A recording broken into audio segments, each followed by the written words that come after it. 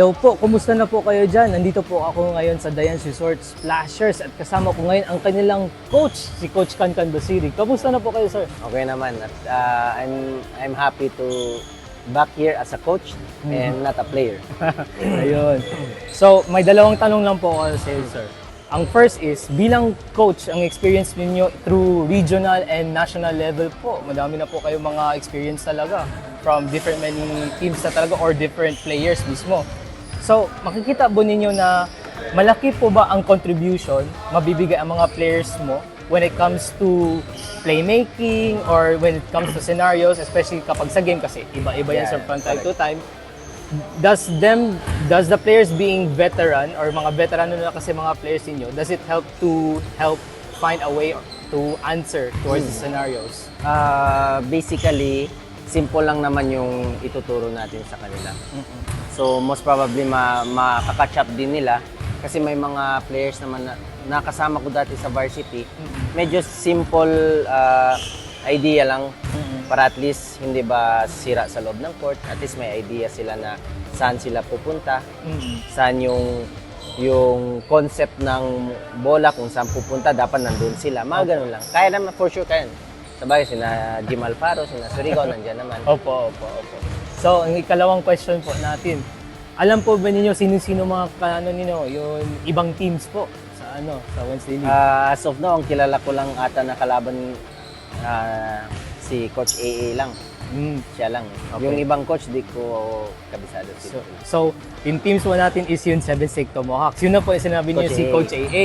Yung coach po din siya sa Pilar College, di ba? Yes. Tsaka yung isa po sa Kamayan Heat, which is not known pa, but they're still in the talks that they're trying to get a coach involved.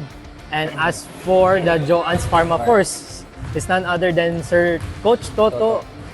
Sa sa Pretty Potions po siya, siyempre. galing. So yun po, excited po kayo na makalaban po sila lang. Yes, sobrang excited kasi new challenge din sa akin. Hindi naman ibig sabihin na nasa national level na tayo, nasa regional level na tayo na may experience. Pero mas maganda pa rin na may additional learnings pa rin tayo. Opo. Ayun na po, ang kasama ko, si Coach Cancan Basiri. At yun na po ang masasabi ko ngayon at kasama po ngayon dito sa Dayan's Resort Splashes. Maraming salamat po. Thank you. Thank you very Sige much. po. Thank you.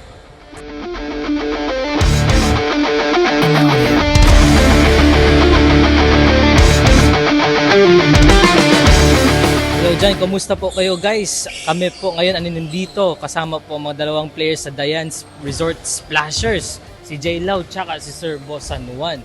So, itong mga most exceptional players po sa ating dalawa dito kasama natin ngayon. Tanungin po natin muna si Sir J. Lau. Sir, kumusta na po muna kayo? Okay naman, bagong season. Ayun po.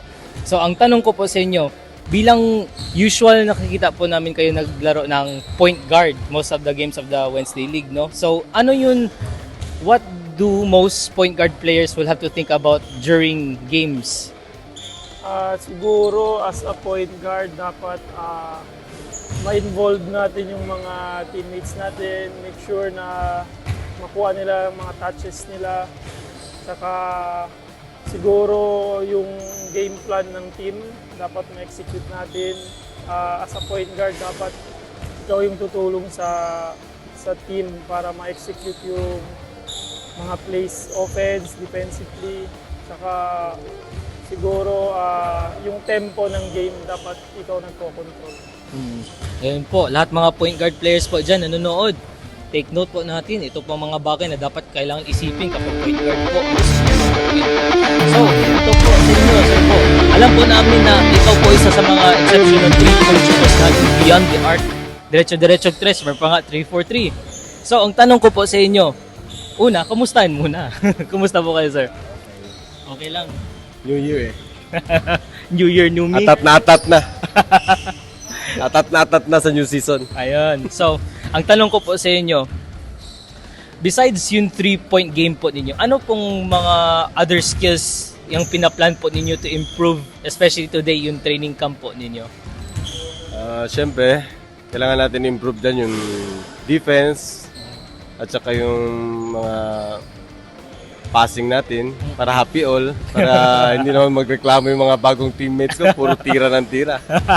Ayun po, sharing is caring. Share the ball. Sharing is caring. Bawal mag-ball hog po kapag basketball laruin ninyo. Ayan po, ito pong dalawang players po natin sa Diane's Resort Splashers. Tune in po tayo sa Wednesday League. Panoorin po ninyo ang sila dalawa. Maraming salamat.